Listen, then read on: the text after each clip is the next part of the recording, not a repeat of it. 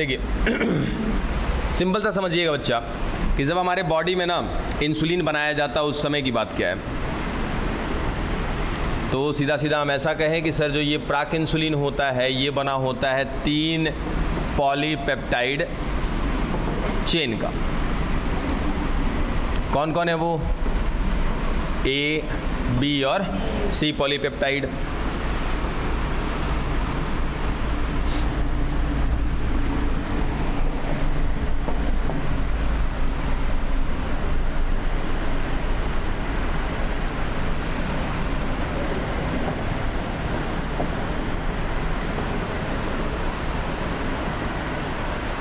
चलो ये 3 polypeptide chain.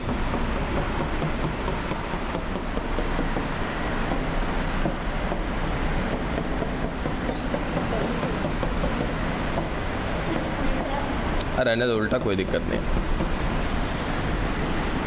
आपसे स्ट्रक्चर में पूछा जाएगा तो पिक्चर बनाने की बात नहीं आएगी, बस आपको समझना है, ठीक है। अब देखिए होता क्या बच्चा कि सर 3 पॉलीपेप्टाइड चेन है ए, बी और सी, ठीक है। अब इसमें से हम एक को कह दिए क्या सर, ये सबसे नज़दीक वाला कौन हो गया हमारा ए। इसके बाद बी मत ध्यान में रखिएगा, कौन है आपका सी, और ये कौन है आपका बी, ठीक है। ए पॉलीपेप्टाइड जो है वो बना होता है 21 अमीनो अम्ल का, ठीक है। यानी कि जो ये वाला पॉलीपेप्टाइड चेन है, इतना तो पता है ना कि सर बहुत सारे जब अमीनो अम्ल को ऐसे एक साथ जोड़ते जाते हैं हम लोग, शांत रहिएगा, उस अमीनो अम्ल को जोड़ने के लिए कौन सा बंध का इस्तेमाल किया जाएगा? 2 अमीनो अम्ल है सर, एक अमीनो अम्ल ये है, एक अमीनो अम्ल ये है, इन दोनों को आपस में जोड़ना है। पहले एक को जोड़ेंगे फिर बाजू वाले को, फिर ऐसे करते करते जब जोड़ते चले जाएंगे तब क्या कहेंगे? पॉलीपेप्टाइड चेन है, ठीक है। अब बताइए कि 2 अमीनो अम्ल को जोड़ने के लिए आपस में कौन से बंध का इस्तेमाल किया जाता है?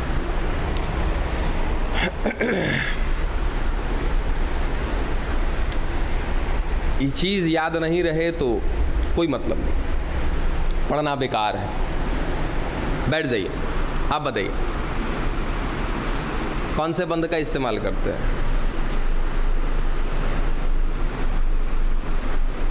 नेक्स्ट, ये नहीं पता है तो तू लोग को आना एकदम बेकारे ना है, जिन मत आया करो, सब काहे ला आती हो सब। बैठ जाओ। हाँ जी, आप बताइए। पेप्टाइड बॉन्ड, बैठिए। कि नहीं जानते हैं आप लोग? कई दफ़ा ना ये बात बताया गया है, एक बार की तो बात है नहीं। अक्सर हर एक चैप्टर में लगभग ये बात आ ही जाता है, एकदम कॉमन सा वर्ड है ये पेप्टाइड बॉन्ड। तो क्या होता है सर, इसमें पेप्टाइड बॉन्ड बनाते जाते हैं तो अब बहुत सारा पेप्टाइड बॉन्ड बन गया, तो इसीलिए क्या कहते हैं? पॉलीपेप्टाइड। पॉली माने बहुत सारे पेप्टाइड बंधों का क्या मिल रहा है? चेन मिल रहा है, एक श्रृंखला मिल रहा है। तो यही चेन आपका क्या कहलाता है? पॉलीपेप्टाइड चेन कहलाता है, ठीक है। तो आपका जो ए पॉलीपेप्टाइड होता है ये बना होता है आपका 21 अमीनो अम्ल से। बी पॉलीपेप्टाइड जो होता है ये बना होता है 33 अमीनो अम्ल से। और आपका जो सी पॉलीपेप्टाइड होता है ये बना होता है उल्टा लिखा, सॉरी 30, और ये हो गया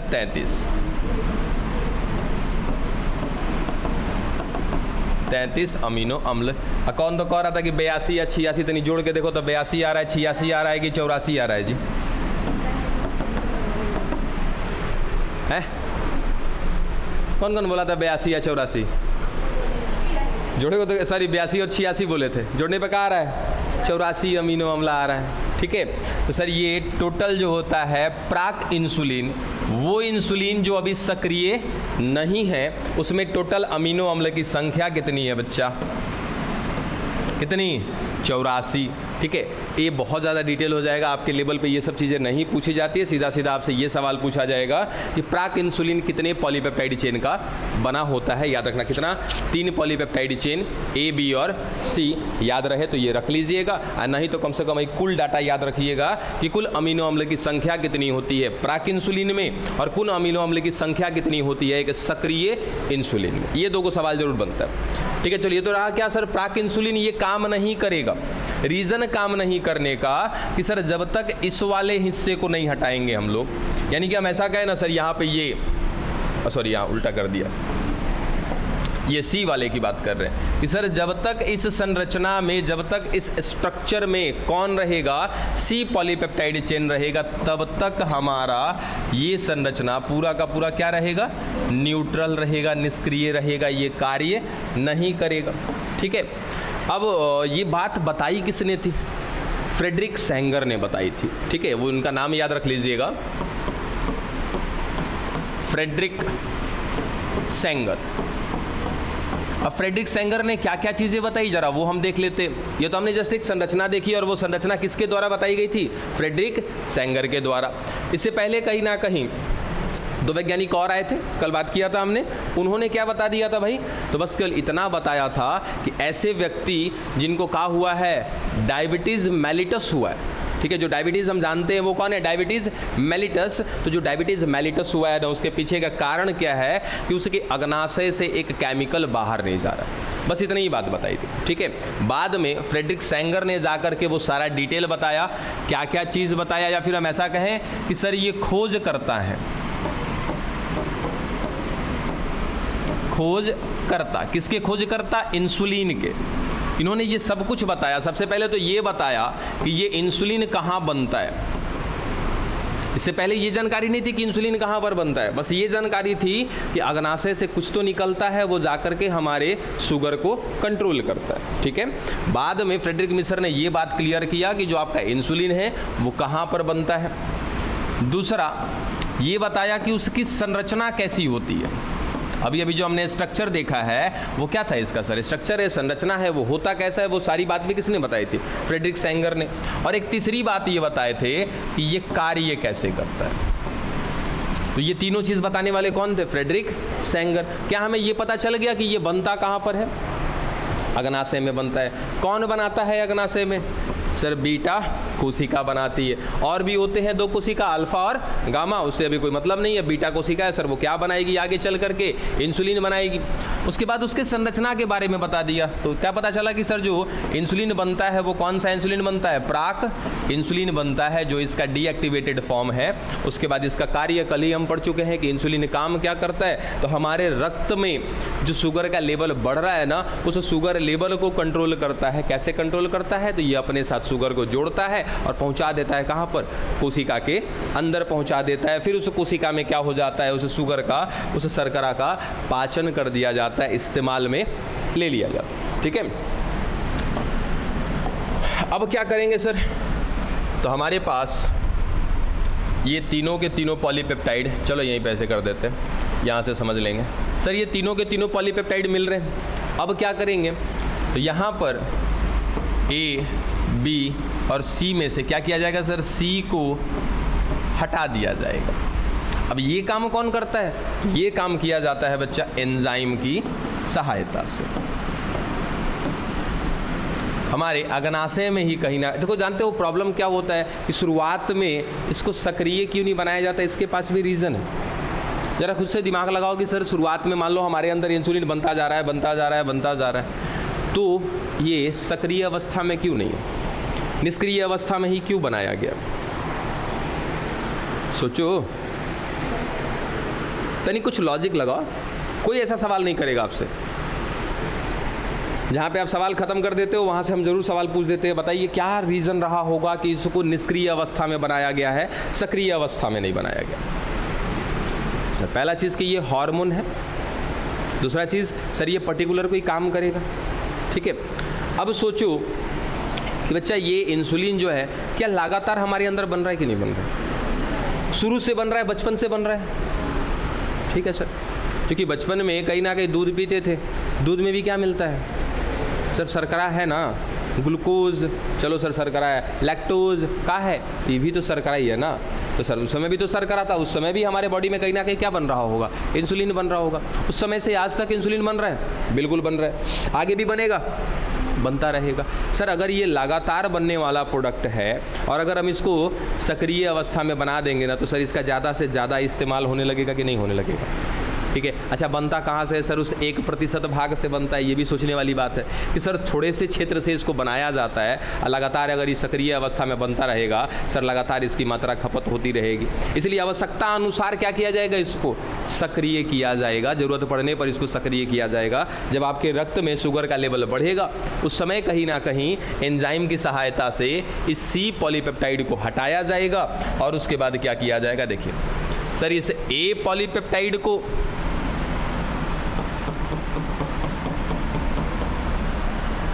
और दूसरा बी पॉलीपेप्टाइड को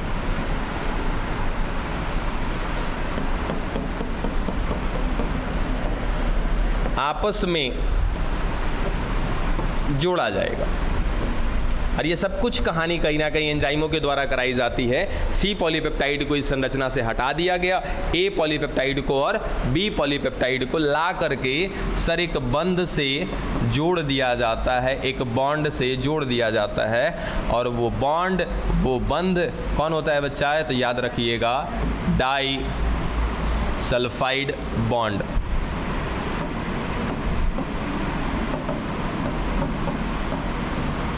ठीक है। तो एक और बात यहाँ से मालूम चली, एक और लाइन आपके दिमाग में माननी चाहिए कि जो आपका प्राक इंसुलिन है, उस प्राक इंसुलिन को एक सक्रिय इंसुलिन में बदलने के लिए क्या किया जाता है? उस प्राक इंसुलिन की संरचना में 3 पॉलीपेप्टाइड चेन होते हैं, ए, बी और सी। उस संरचना में से सी पॉलीपेप्टाइड चेन को हटा देना। अच्छा, इससे पहले देखो, ये कोई किसी के साथ जुड़ा हुआ नहीं रहता है, कोई किसी के साथ ऐसे डायरेक्ट संबंध में नहीं है। डायरेक्ट संबंध में नहीं है मतलब किसी बंध के साथ जुड़ा हुआ नहीं है। तो सिंपल सा कि सर इस पूरी संरचना में से सी पॉलीपेप्टाइड को हटाना और ए और बी पॉलीपेप्टाइड के बीच में डाई सल्फाइड बॉन्ड लगाना, यही प्रक्रिया क्या कहलाती है? इंसुलिन का सक्रियण कहलाता है, यानी कि एक्टिवेशन ऑफ प्राक या प्रो इंसुलिन। डन। अब एकरा में कहोगो इसमें कहोगो आपका अमीनो अम्ल है जी। चलो मान लिया कि सर ये हो गया ए पॉलीपेप्टाइड, ये हो गया बी पॉलीपेप्टाइड। अभी अभी देखा था कि ए पॉलीपेप्टाइड में कितना मिल रहा था? अरे बाबा, 21 अमीनो अम्ल। बी पॉलीपेप्टाइड में कितना मिल रहा था? 30 अमीनो अम्ल। कितना हो गया टोटल जोड़ करके? 51 अमीनो एसिड, यानी कि टोटल 51 अमीनो अम्ल होते हैं किसमें? एक सक्रिय इंसुलिन में। डन। 7 लग रहा, 57 लग रहा है। हेलो, बोलिए जल्दी, क्लास में है। अब हो गया? अच्छा, ये था अच्छा आपका इंसुलिन से रिलेटेड कुछ बात जो समझाया था किसने? फ्रेडरिक सैंगर ने समझा दिया था। ठीक है। उसके बाद 3 और वैज्ञानिक को नाम याद में रखिएगा। एक आपके मैक्लियोड थे, मैक्लियोड के साथ कहाँ गया? बेंटिंग और बेस्ट। चलो इन्होंने क्या किया था वो भी देखते हैं।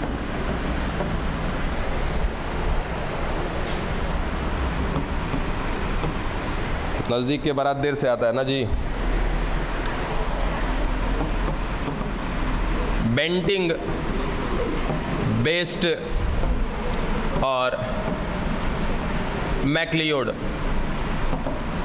ये 3 वैज्ञानिक का नाम याद रखिएगा। इन्होंने क्या किया था? इनसे रिलेटेड सवाल पूछा जाता है। ये बेंटिंग और बेस्ट याद है क्या आप लोग को? ये शुरुआत के दौर में ही बताया था, इस चैप्टर के शुरुआत में ही इनका नाम आया था, बेंटिंग और बेस्ट। कैसे नहीं याद है? ना बताए थे जी? बताए थे ना? बता दो बच्चिए, तो क्या बताए थे? सुअर से इंसुलिन निकालते हैं। चलो बढ़िया, ठीक है। अब सुनना ध्यान से कि सर ये जो बेंटिंग और बेस्ट हैं, नाम तो इन्हीं का आता है। देखो, ये बेंटिंग और बेस्ट का ही नाम आता है। क्या किया था इन्होंने? पहले ये समझ लेते हैं कि सर नाम, जो काम अभी देखने जा रहे हैं उस काम के लिए नाम किसका आता है? बेंटिंग और बेस्ट का। लेकिन वो आइडिया, वो तरीका, वो काम करने का जो भी मेथड है, उसका हेल्प किससे लिया गया था? मैक्लियोड से। यानी कि जो काम अभी हम देखने वाले हैं, वो आइडिया, वो हेल्प करने वाले कौन थे? मैक्लियोड। और उस काम को करने वाले कौन थे? बेंटिंग और बेस्ट। ठीक है। अब किया क्या था इन्होंने? देखो सर, कुत्ते के अग्नाशय से ठीक है, कुत्ते के अग्नाशय से प्यूरिफाइड इंसुलिन निकाला था। या फिर हम ऐसा कहें कि सर कुत्ते का इंसुलिन निकाला और उसको प्यूरिफाई किया, और प्यूरिफाई करने के बाद, अच्छा याद है सुअर वाला मैटर, कि सर सुअर वाले मैटर में किसने काम किया था? बेंटिंग और बेस्ट ने ही काम किया था। वहाँ से डायरेक्टली इंसुलिन को निकाला था, मनुष्य को दे दिया था। क्या वहाँ से साइड इफेक्ट की बात की थी हमने? जाहिर सी बात है कि सर वो इंसुलिन हमारा तो है नहीं, वो हमारे बॉडी में जाएगा। हाँ इंसुलिन है, शुगर लेवल को ट्रांसफ़र करेगा जरूर रक्त से उठा करके कोशिका में, लेकिन कहीं ना कहीं उसका साइड इफेक्ट आ जाएगा, क्योंकि वो अभी हमारे बॉडी के लिए प्रिपेयर नहीं है। तो बाद में मैक्लियोड की सहायता ली इन्होंने, और तब जाके मैक्लियोड ने आइडिया दिया कि क्यों ना जो हम किसी जानवर से या उसके अग्नाशय से क्या निकाल रहे हैं, इंसुलिन निकाल रहे हैं, उस इंसुलिन को क्यों ना प्यूरिफाई किया जाए, क्यों ना शुद्ध किया जाए, क्यों ना इस लायक बनाया जाए कि इस इंसुलिन को हम मानव को दे सके, मनुष्यों को दे सके। ठीक है, तो ये कहानी भी याद रखिएगा कि सबसे पहला प्यूरिफाइड या शुद्धिकृत इंसुलिन जो दूसरे जानवरों से निकाला गया था, उसके लिए जिम्मेदार कितने लोग थे? 3 लोग, बेंटिंग, बेस्ट और मैक्लियोड। डन। आगे अब अगला टॉपिक क्या है? सीधा सीधा बना दे अब इंसुलिन, क्या और कुछ रह गया बीच में?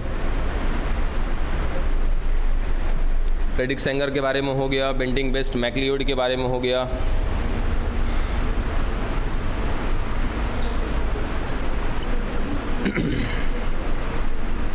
और तो कुछ छूट नहीं रहा।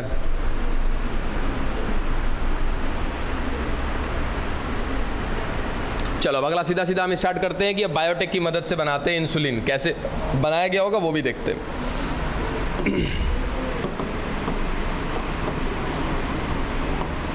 जैव प्रौद्योगिकी की मदद से बनाने वाले हैं इंसुलिन।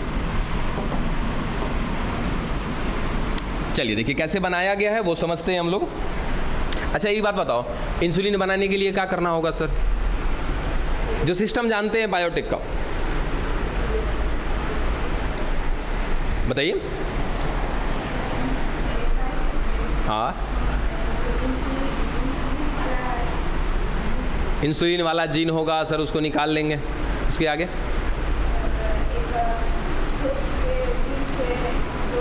हाँ, क्या को जीन का आवश्यकता पड़ेगा?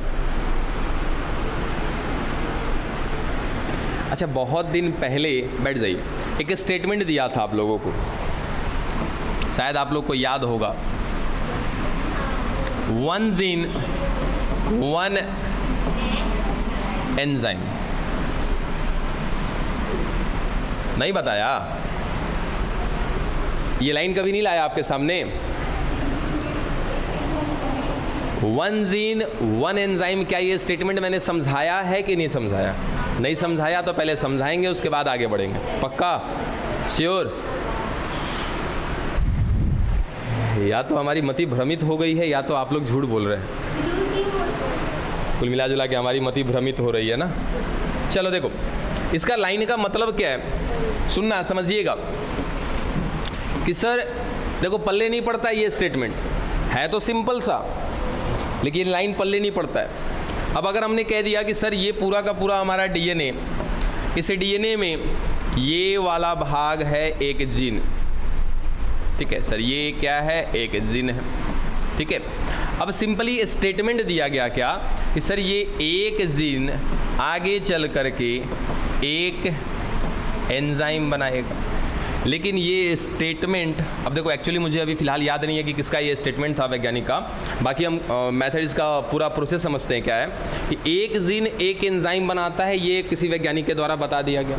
बाद में इसको दूसरे वैज्ञानिक के द्वारा फिर गलत भी साबित किया गया कि एक जीन से एक एंजाइम नहीं बनता। अब ये कुछ लाइन समझ में आ रहा है? इसको समझने के लिए पहले आपको ये समझना होगा कि सर एंजाइम क्या होते हैं। एंजाइम क्या है? अगर आपसे पहला सवाल है तो क्या हम जवाब देंगे कि सर एंजाइम जो है प्रोटीन है, ठीक है। दूसरा स्टेटमेंट यहीं पे मिल जाएगा कि सर अगर ये प्रोटीन है तो कहीं ना कहीं क्या बना होगा? पॉलीपेप्टाइड चेन से बना होगा। ठीक है। और तीसरा स्टेटमेंट यहाँ पर क्या बनता है कि सर एक प्रोटीन को बनाने के लिए पॉलीपेप्टाइड चेन की संख्या कितनी हो सकती है। एक प्रोटीन को बनाने के लिए पॉलीपेप्टाइड चेन की संख्या कितनी हो सकती है। तो सिंपल सा याद रखना कि सर अगर मैं बना रहा हूं एक प्रोटीन तो वो प्रोटीन एक पॉलीपेप्टाइड चेन का बना हो सकता है, 2 पॉलीपेप्टाइड चेन का बना हो सकता है, या 2 से ज़्यादा पॉलीपेप्टाइड चेन का बना हो सकता है। अब अभी तो क्या बोला था कि सर ये जो प्रोटीन है यही कौन है, एंजाइम है। अब बताओ बाबू सिंपल सा कि क्या एक जीन एक एंजाइम बना रहा है या एक जीन एक पॉलीपेप्टाइड चेन बना रहा है। याद रखना, एक जीन एक पॉलीपेप्टाइड चेन बना रहा है। हम मिस्टेक में वैज्ञानिकों ने क्या किया था कि उन्होंने ऐसे एंजाइम को देख लिया जो एंजाइम बना है कितना, एक पॉलीपेप्टाइड चेन का। वो लोग देखे कि चलो सर एक एंजाइम है और इसमें कितने पॉलीपेप्टाइड चेन हैं, एक पॉलीपेप्टाइड चेन है और इसको बनाने के लिए ये वाला जीन जिम्मेदार है। तो बाद में ये लोग कह दिया का कि सर एक जीन एक एंजाइम। लेकिन बाद में मालूम चला कि ये एंजाइम केवल एक ही पॉलीपेप्टाइड चेन का नहीं हो सकता है, एक से अधिक पॉलीपेप्टाइड चेन का भी हो सकता है। तो ये स्टेटमेंट फिर क्या हुआ था, गलत हुआ था। ठीक है, जिसका सीधा साधा एग्जाम्पल आपका ये है। ये सर क्या ये एक प्रोटीन है, ठीक है। अच्छा, ये हालांकि ये हार्मोन है, ठीक है, लेकिन कुछ समय के लिए मान ले कि सर ये जो प्रोटीन है ये क्या है, एंजाइम है। बस एक समझने के लिए इस स्टेटमेंट को कि सर ये एक एंजाइम है। अब ये एंजाइम कितने पॉलीपेप्टाइड चेन से बना हुआ है, 3 पॉलीपेप्टाइड चेन से बना है। तो इसको बनाने के लिए कितने जीन आए होंगे, 3 प्रकार के जीन आए होंगे। यही बात आपको समझानी थी। और वो लाइन याद रखिएगा कि सर वो स्टेटमेंट गलत है, 1 जीन 1 एंजाइम नहीं होता है। तो क्या होता है, 1 जीन 1 पॉलीपेप्टाइड चेन होता है। और इस बात को यहाँ पे लाने का क्या मतलब था कि सर अभी हमने बात किया क्या कि अब हम बायोटेक की मदद से क्या करने वाले हैं, एंजाइम बनाने वाले हैं, इंसुलिन। चलो अब इंसुलिन बनाना है। अब खुद से बताओ आपको कौन कौन सा पॉलीपेप्टाइड चाहिए।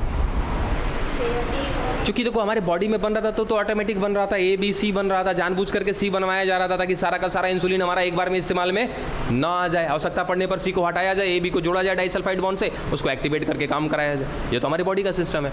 लेकिन अगर मुझे बाहर बनवाना है, बायोटेक की मदद से बनवाना है, तो अब बताओ बच्चा कि मुझे प्राक इंसुलिन बनाने की ज़रूरत है या एक सक्रिय इंसुलिन बनाने की ज़रूरत है। हमको तो क्या करना है सर, सीधा सीधा सक्रिय इंसुलिन बना देना है। हमें इससे क्या मतलब है कि इंसुलिन निष्क्रिय बनाएं, ठीक है। हमें तो क्या करना है, सक्रिय बनाना है। सर सक्रिय बनाएंगे डायरेक्टली मनुष्यों को दे दिया जाएगा। तो अगर सक्रिय बनाना है तो सक्रिय के लिए क्या करना होगा सर, तो कहीं ना कहीं A पॉलीपेप्टाइड चेन और B पॉलीपेप्टाइड चेन, इन्हीं दोनों की ज़रूरत है हमें, ठीक है। तो सबसे पहले ये बायोटेक में काम करने वाला एक कंपनी है एली लिली, और ये लगभग 1983-84 कब की है घटना, देखो जरा, 83 की है ना। चल ये 1983 की घटना है, घटना या फिर ऐसा कहें कि सर ये एली लिली कंपनी है, एक अमेरिकन कंपनी है, एक अमेरिकन कंपनी है एली लिली। और इसने सबसे पहले बनाया था इंसुलिन बायोटेक की मदद से। कैसे किया गया होगा, फटाफट खत्म कर लेते हैं, हमको सर तरीका मालूम है। क्या लिया गया था, इकोलाई, ठीक है सर। इस इकोलाई से, इकोलाई में कहीं ना कहीं क्या मिल रहा है सर, इसका मुख्य आनुवांशिक पदार्थ मिल रहा है। और कौन मिल रहा है, प्लाज्मिड मिल रहा है। इसके प्लाज्मिड को बाहर निकाला गया, ठीक है, और इसके प्लाज्मिड को बाहर निकाल करके वहाँ पर जोड़ दिया गया क्या, हमारा जीन। सर कौन सा जीन, सबसे पहले वो वाला जीन जोड़ेंगे जो क्या बनाएगा आगे चल के, A पॉलीपेप्टाइड बनाएगा, ठीक है सर। उसी तरीके से क्या बनवा लेंगे, जब यहाँ से ये कर लिया हमने, फिर इस प्लाज्मिड को उठा के वापस डाल देंगे इसी में, उसी का प्लाज्मिड निकाला, उसी के साथ हमने अपना वांछित जीन जोड़ा। कौन सा जीन जोड़ा सर? वो वाला जीन जोड़ा है हमने जो आगे चल करके क्या बनाने वाला है? ए पॉलीपेप्टाइड चेन बनाने वाला है। वापस सर इसको उठाया, इसी में डाल दिया। अब क्या सर इसके अंदर क्या मिल गया सर? हमारा जीन। अब इतना तो पता है ना सभी को, ये जो इकोलाई है इसका मुख्य आनुवांशिक पदार्थ तो है ये है, इसका क्या है दूसरा? ये सर प्लाज्मिड है। और प्लाज्मिड की भी प्रकृति कैसी होती है? मुख्य आनुवांशिक पदार्थ के जैसी होती है। मतलब कि सर ये प्रतिकृति करता है? बिल्कुल प्रतिकृति करता है। क्या ये अपने आप को व्यक्त करता है? बिल्कुल व्यक्त करता है। हमारा जीन है, क्या ये व्यक्त करेगा? करेगा। सर इसके अंदर क्या बना देगा? ए पॉलीपेप्टाइड चेन। चलो सर ए पॉलीपेप्टाइड चेन बन गया। ठीक इसी तरीके से क्या करेंगे सर दूसरी बार में या दूसरे इकोलाई के साथ, ठीक है, या इसको चलो हम सर यहाँ से क्या बनवा लिए? ए पॉलीपेप्टाइड चेन। फिर सेम कहानी करेंगे दूसरे इकोलाई के साथ, और उस बार क्या डाल देंगे सर? वो वाला जीन डाल देंगे यहाँ पर जो आगे चल करके किसका निर्माण करेगा? बी पॉलीपेप्टाइड चेन का। वापस सर यहाँ पर क्या बन जाएगा? बी पॉलीपेप्टाइड चेन बन जाएगा। चलो बना दिया भाई बी पॉलीपेप्टाइड चेन, ठीक है। अब इसके बाद सर बना तो दिया हमने, क्या करना है अब सर? ये बना दिया हमने ए पॉलीपेप्टाइड चेन। हमने नहीं बनाया, अमेरिकन कंपनी ने बनाया। उसके साथ साथ दूसरा बना दिया बी पॉलीपेप्टाइड चेन। अब क्या करना है सर? जोड़ना है ना इनको। तो उस एली लिली कंपनी के बहुत सारे वैज्ञानिकों ने काम किया, खोज किया और डाइसल्फाइड बॉन्ड को लैब में तैयार कराया, या तो फिर सर लैब में इन दोनों पॉलीपेप्टाइड चेन के बीच में कौन सा बॉन्ड बनवाया? Disulphide bond. और ये आज तक गुप्त तरीके से रखा गया है कि ये डाइसल्फाइड बॉन्ड बनाया कैसे गया, ठीक है। अब काहे गुप्त रखा है? सोचो, क्या लगता है कि इंसुलिन का खोज इतना आसान है? कोई भी वैज्ञानिक, जैसे आप मानो कुछ समय के लिए, हालांकि ये बात तो आपको पता है आगे क्या कहने वाले हैं, ठीक है, आप वही सोचो कि बाबू अगर आप कोई खोज करोगे, आप क्या चाहोगे कि वो खोज मेरे यहाँ से हट करके किसी और के नाम पे चढ़ जाए? मान लो किस समय के लिए कि ये आप ही हैं जिन्होंने आर्टिफिशियल तरीके से ए पॉलीपेप्टाइड चेन बनाया, बी पॉलीपेप्टाइड चेन बनाया, ठीक है। तो ये तो कॉमन है, ये तो सारे लोग जान रहे हैं, तो आप भी जान रहे हैं कि सर कैसे बनेगा ये polypeptide chain, B polypeptide chain. Eli Lilly company के अलावा और भी बहुत सारी कंपनियां होंगी बायोटेक पर काम करने वाले, वो लोग भी कहीं ना कहीं किसी वेक्टर की सहायता से, किसी परजीवी की सहायता से, किसी परपोषी की सहायता से कहीं ना कहीं क्या बना लिए होंगे? ए पॉलीपेप्टाइड चेन और बी पॉलीपेप्टाइड चेन। ये तो कॉमन सी बात है। असल कहानी कहाँ पर है? इनके बीच डाइसल्फाइड बॉन्ड बनाना। अब वो तरीका कैसे किया गया, क्या किया गया, एली लिली कंपनी ने आज तक गुप्त रखा है, उसको बताया ही नहीं। तो सिंपल सा हम सीधा सीधा ये याद रखेंगे कि सर बायोटेक की मदद से A polypeptide chain, B polypeptide chain तैयार कर लेंगे, उसके बाद इनके बीच में डाइसल्फाइड बॉन्ड बना देंगे। क्या बन गया हमारा? एक मानव निर्मित इंसुलिन, जिसको हम बोलते हैं क्या? हिमोलिन। बनता है इंडिया में भी। ये शुरुआत की बात हो रही है ना। अरे भाई, अच्छा, अपने इंडिया में धान की खेती होती है, अमेरिका में भी होती होगी, जाहिर सी बात है। तो शुरुआत वहाँ से हुई, ठीक है। बाद में अपना अपना कंपनी काम करने लगा। हाँ, गुप्त रखे हैं ना, वो अपना डेटा गुप्त रखा है उन्होंने अपना डेटा गुप्त रखा हुआ है। क्या दूसरा कोई नहीं कर सकता? कर सकता है। सबका अपना अपना ये क्या बोलते हैं उसको, इकोनॉमिकल खर्च होता है। जैसे सपोज मैं यहाँ पे क्लासेस चला रहा हूँ, ठीक है, क्या कहीं और पे क्लासेस नहीं चल रही है? चल रही है। अब सोचो कि वहाँ भी क्लासेस चल रही है, यहाँ भी क्लासेस चल रही है, सब दोनों बातें कॉमन है, ठीक है। लेकिन किसी और का क्लास चलाने में महीने का 1000 रुपया खर्चा आ रहा है, मेरा क्लास चलाने में महीने का 10,000 रुपया खर्चा आ रहा है। अब बताओ बेहतर कौन? सर वो व्यक्ति बहुत कम खर्च में उस चीज़ को तैयार कर लिया।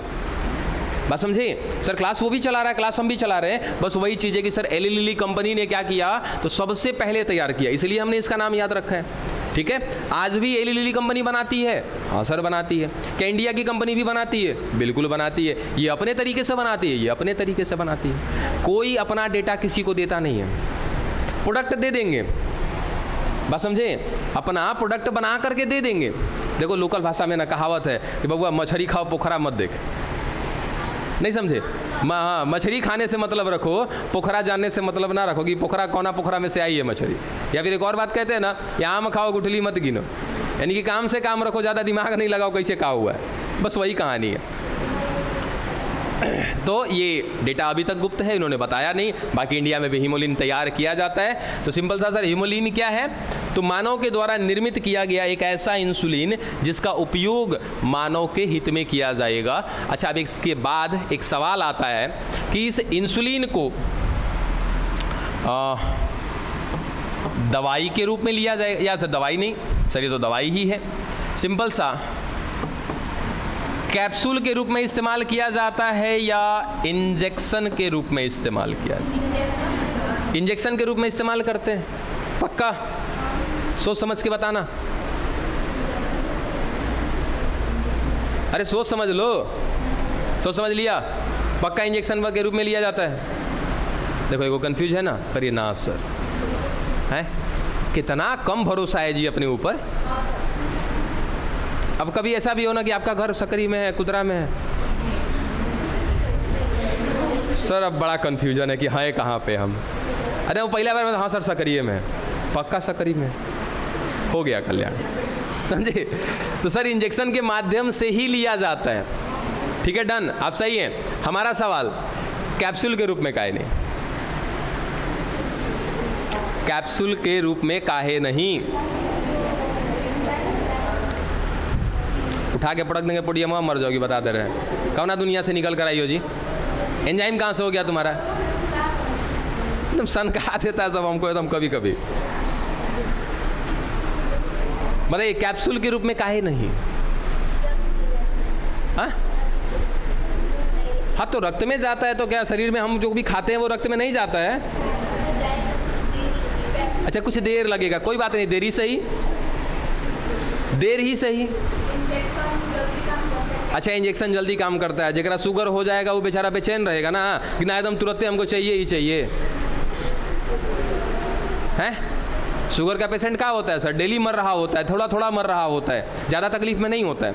हाँ लेकिन बहुत ज़्यादा बढ़ जाएगा तो ज़्यादा तकलीफ में आ जाएगा, वो एक अलग की बात है। बताइए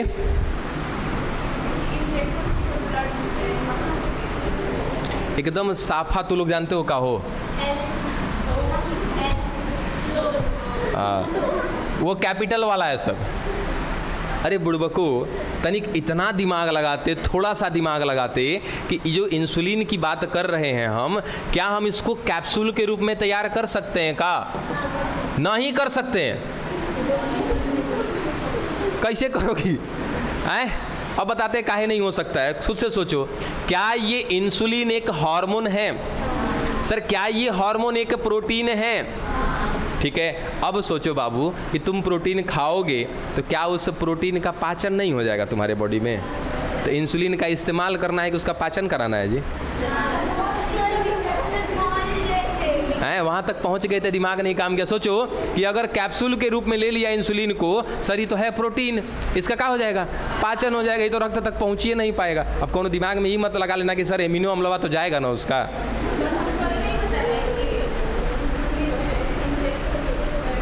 वो तो सबे सही बताया है कि इंजेक्शन के माध्यम से जाएगा। हमारा जो सवाल था उसका तो जवाब नहीं ना मिला। हम बोले कि काहे कैप्सूल नहीं बनेगा इसका? तो कैप्सूल इसलिए नहीं बनेगा, बातें बंद। कैप्सूल इसलिए नहीं बनेगा कि अगर कैप्सूल के रूप में इसको इस्तेमाल में लिया गया तो सर ये हमारे पेट में जाएगा, इसका पाचन हो जाएगा, इसका इस्तेमाल नहीं हो पाएगा। हाँ, इसको तोड़ने के बाद जो अमीनो अम्ल बनेगा उसका इस्तेमाल हो जाएगा, वो एक अलग की बात है। लेकिन उन सारे अमीनो अम्लों को एक साथ, उस 51 अमीनो अम्लों को एक साथ लाके जोड़ेंगे तब ना जाके वो इंसुलिन बनेगा, और ऐसा दोबारा संभव नहीं हो पाएगा पाचन होने के बाद। इसीलिए इसको डायरेक्ट इंजेक्शन के रूप में दे दिया जाता है किसी व्यक्ति को। और दूसरी चीज़ सर, इस इंसुलिन का काम भी कहाँ पर होता है? हमारे ब्लड में ही काम होता है। तो गलती से भी मत कहना कि इसका कैप्सूल बना सकते हैं, समझे? चलो ये भी बात हो गई। और क्या रह गया? अब अगला है कि आपका जीन चिकित्सा है, और जीन चिकित्सा के बाद जीन थेरेपी बोलते हैं इसको, और इसके बाद आएगा फिर क्या आपका आणविक निदान यानी कि मॉलिक्यूलर डायग्नोसिस। ठीक है, जीन चिकित्सा खत्म कर देते हैं हम लोग। जीन चिकित्सा किताब देखिए, उसमें एक लड़की होगी अशांति डी सिल्वा, है नहीं है? जीन चिकित्सा में जाओ, नहीं मिला? अरे कोई बात नहीं,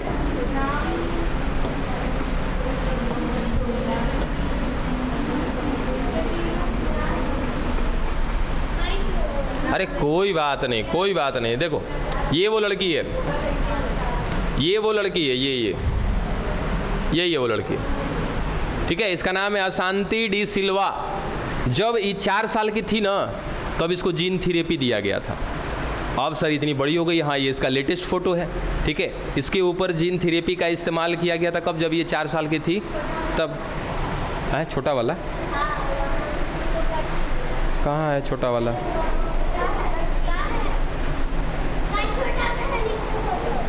भाई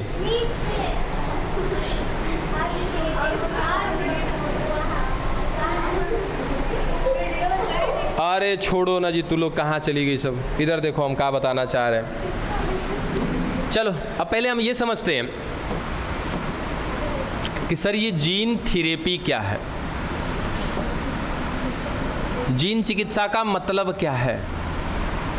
सर इसका मतलब सीधा सीधा ये है कि कोई व्यक्ति है, कोई जीव है, उसमें कोई जीन काम नहीं कर रहा, ठीक है। सर कोई गड़बड़ी हो गया, उसके अंदर काम नहीं कर रहा है, तब तो अभी सर हमने इंसुलिन वाला भी मैटर देखा था कि मेरे अंदर एक बीटा कोशिका मिल रही है, उस बीटा कोशिका में गड़बड़ी आ गई। सर कोशिका में गड़बड़ी आया होगा या उसके कोड में गड़बड़ी आया होगा?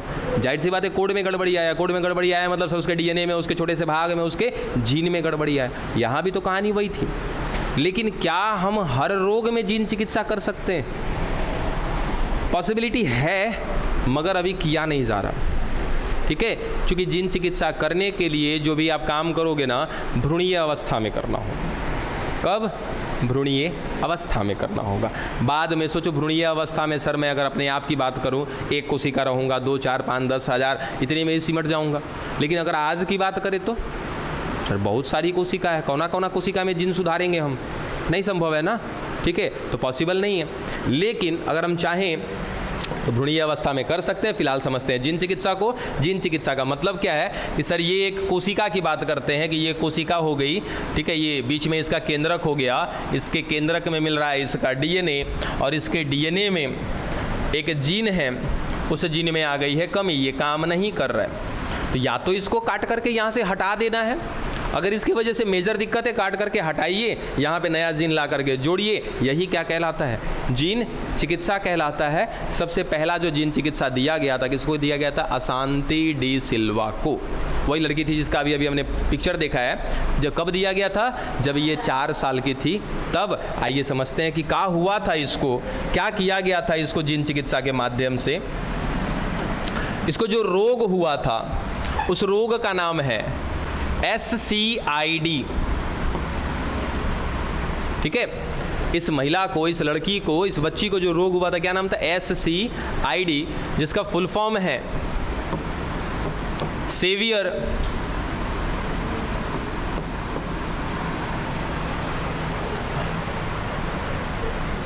कंबाइंड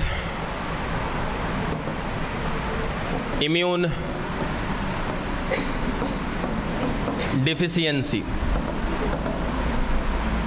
ठीक है। अब इसका मतलब समझें कि सर आखिर इसका मतलब क्या है? Severe combined immune deficiency. Severe का मतलब होता है बाबू बहुत ज़्यादा खतरनाक, बहुत ज़्यादा घातक, ठीक है। कंबाइंड माने सर मुख्य रूप से 2 लोग जहाँ पर जुड़ रहे होते हैं उसको क्या बोलते हैं? हम कंबाइंड की बात करते हैं कि जहाँ पर 2 चीज़ों को जोड़ा जा रहा है उसको क्या कहते हैं? कंबाइंड कहते हैं। इम्यून माने प्रतिरक्षा, डिफिशियंसी यानी कि सर प्रतिरक्षा तंत्र में क्या आ जाएगी? कमी आ जाएगी। पता है ये रोग ना एड्स से भी भयानक है। ये रोग SCID एड्स से भी भयानक है, उससे भी ज़्यादा खतरनाक, ठीक है। आइए समझिएगा कैसे क्या है ये रोग के बारे में। यहाँ तक की बात समझ में आई क्या है ये? अब आगे, क्या सभी लोग को याद है ये लिम्फोसाइट वर्ड? लिम्फोसाइट, सर ये लिम्फोसाइट कहाँ पर होते हैं? बोन मैरो में होते हैं, ठीक है। अब ये लिम्फोसाइट जब परिपक्व होते हैं तब इनको हम नाम देते हैं। क्या क्या नाम देते हैं सर? टी लिम्फोसाइट का नाम देते हैं और बी लिम्फोसाइट का नाम देते हैं। जब तक ये परिपक्व नहीं होते हैं तब तक इनको सिंपल सामान्य क्या बोला जाता है? लिम्फोसाइट लस्सी काणु कहा जाता है। जब ये परिपक्व हो जाते हैं तब इनको नाम देते हैं क्या सर? टी लिम्फोसाइट और बी लिम्फोसाइट। और जब ये परिपक्व हो जाएंगे तो सर ये कहीं ना कहीं 4 प्रकार की कोशिका में परिपक्व होकर के तैयार होता है। याद है? TH, TK, TS, TM। Sir ये 4 प्रकार की कोशिकाएं बनाता है। कब? परिपक्व होने के बाद। ये बी वाला जो होता है ये क्या बनाता है सर? 2 तरह का, प्लाज्मा बी सेल और मेमोरी बी सेल। चलो, तो सर जब तक मैं कहूँ कि ये परिपक्व नहीं होंगे तब तक ना तो प्लाज्मा बी सेल बनेगा, ना मेमोरी बी सेल बनेगा, ना ये टी लिम्फोसाइट का चारों प्रकार बनेगा, कुछ भी नहीं बनेगा। उसके बाद एक चीज़ और पता है आपको कि सर, पता क्या सभी को पता है कि सर ये प्लाज्मा बी सेल कहीं ना कहीं क्या करती है सर? प्रेरित करती है। प्रेरित करने के बाद क्या बनवाया जाता है? तो कहीं ना कहीं क्या बनवाते हैं सर? इन चारों को बनवाते हैं हम लोग, ठीक है? या फिर आगे चलकर, सॉरी चारों को नहीं, वो TH से कहीं ना कहीं क्या बनवाते हैं हम लोग? 5 प्रकार का एंटीबॉडी बनवाते हैं, ठीक है? अब इतने दिनों में बार बार ये चीज़ तो कह देते हैं हम लोग। अच्छा, एक चीज़ और कि सर ये कहाँ पर तैयार हुआ होगा? थाइमस में। ये कहाँ पर? इसी बोन मैरो में तैयार हुआ होगा। चल सर यहाँ पर तैयार हुआ होगा और एक गया होगा कहाँ पे? थाइमस में। लेकिन एक चीज़ अभी तक आपको नहीं बताया गया कभी भी कि सर ये लिम्फोसाइट जब पहुँचते हैं कहाँ पे? थाइमस में। जब पहुंचते हैं कहाँ पर? सॉरी बोन मैरो में तो है ही है सर, बोन मैरो में। और जब थाइमस में पहुंचते हैं तो वहाँ पर क्या होते हैं? ये परिपक्व होते हैं। परिपक्व होना मतलब समझ रहे हो सर? कोई ना कोई तो एस्टिमुलेटर होगा ना यहाँ पे।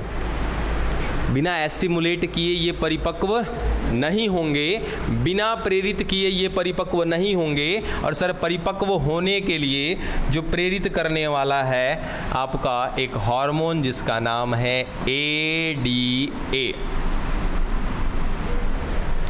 ठीक है? नाम याद रखना, ADA अड्डा। हाँ, जैसे याद रखना, याद रखो ADA, एडिनोसिन डीएमिनेज। ADA का फुल फॉर्म क्या? Adenosine deaminase. एडिनोसिन